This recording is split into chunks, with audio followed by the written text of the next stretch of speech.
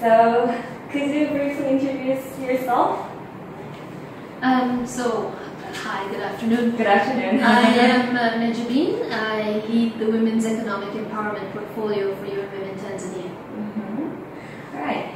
So could you briefly also talk about what UN Women does and what UN Women has been achieving for the past years, and what UN Women generally does? Yeah.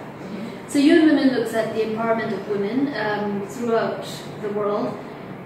It's the UN entity for the empowerment of women and gender equality. In Tanzania, our portfolio has 4 major areas of work. The first is women's leadership and political participation, which looks at women in being able to fight for or contest for positions that are normally elected positions, but also building women's capacity for the appointed positions, and then also being able to have the leadership skills to be able to be in those positions. The second area of work is women's economic empowerment, which looks at both the policy side as well as the actual skills and knowledge required for that sort of development. The third area we look at is violence against women and children. And the fourth area we look at is financing for gender equality, which looks at developing and supporting the government to actually put budget allocations around interventions that support women. So those are the 4 major areas of work that we have with UN Women Tanzania. Okay, then in Tanzania, according to the cultural context, I'm pretty sure there must have been a lot of challenges as well in working for UN Women. So could you also share some of the challenges that you're facing here? Yeah.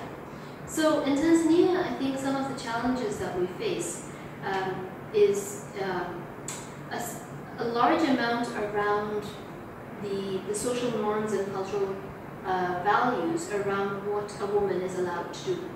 And this presents itself as a challenge. We're making some progress. You know, women are more and more economically engaged. They're going to work. They have their businesses. But at the same time, women are not always allowed to make decisions about the money that they make. And it's oftentimes the decision is made by the male, or it's made in some sort of joint family decision-making structure. And from what we know, that may not always be a very egalitarian kind of structure. The other thing, though, is that we see, for example, in some sectors, that there is some progress being made. For example, in education, at the primary school level, like at grade 1, the enrollment of girls is often higher than the enrollment of boys. But by the time you get to grade 7, the number of students that, if you look at the ratio of the students that graduate, you have less girls graduating than boys. And as you get to higher levels, the ratio sort of starts to change in favor of the boys. And particularly if you get to university level, you start to see a really big difference. So we understand that there's issues that happen between grade 1 and university that restrict the women from being able to continue in these levels of education. And so there are challenges like that that exist, and some of it is the lack of understanding, some of it is the lack of support, sometimes it's an economic issue. So we need to look at all the different angles of the challenges that are being faced. Then, besides these challenges, what about some positive stories that you could share? Like, has there been also some successful stories that you could share as you worked for the UN Women? Yeah, we have a number of successes, both from the policy side and also from very real women's side. In fact, this is one of the women that we have worked with.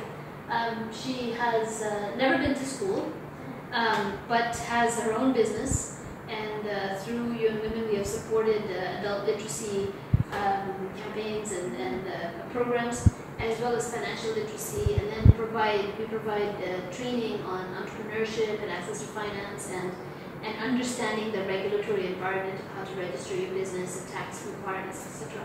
And women like her are able to run their own businesses and make their own money and pay for their kids to go to school. And then you start to see a change, because you start to see the woman who never was able to go to school pay for her daughters to go to school and understand the importance for them to stay in school. So we are seeing a change in that sort of thing, particularly when we start to work with women in marginalized communities who don't get a lot of support from other structures. Wow, that's very encouraging and very inspiring, and I definitely see how women are definitely in part and on a very real and practical level. That's really awesome. Actually, in 2 days, it's International Women's Day, March 8th. So, what's some plans for the International Women's Day from UN Women's side? So, UN Women is very lucky to be able to host the minister in Singida. She will be, this is the minister under whose portfolio gender falls. She will be in Singida to open a value addition center that UN Women has supported the establishment of. It's a place for women and men, but in this case we know that there's a lot of women who work in this area, to grind their flour. So they take, it's a staple here in Tanzania, maize flour, and they grow the flour, and then they would be able to grind it in this place, make it into flour, and we have supported initially with bags and packaging so that they can then put it into that and then sell it at the markets for more value. So it's a value addition center.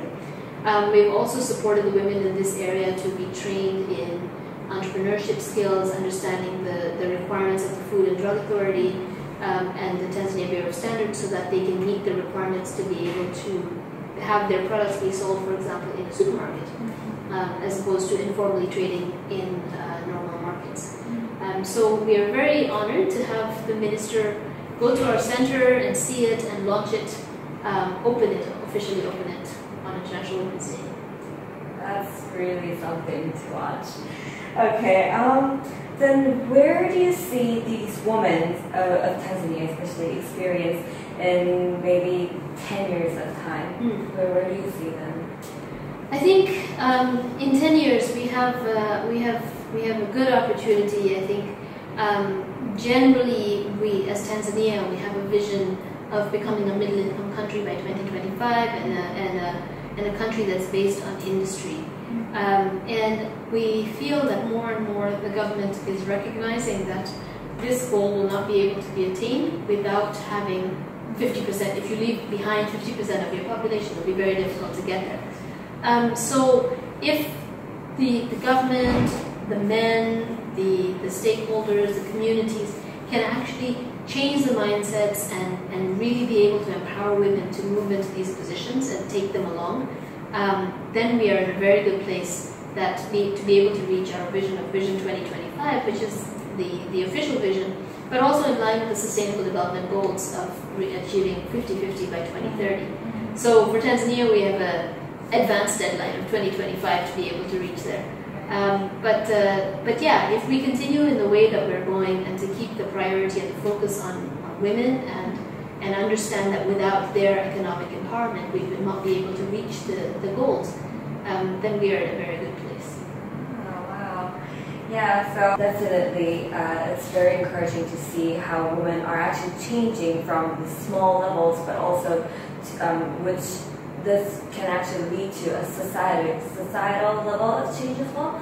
And yeah, thank you so much for sharing all your stories, and I'm very proud of you, and I really hope that you just keep up with all your good work here.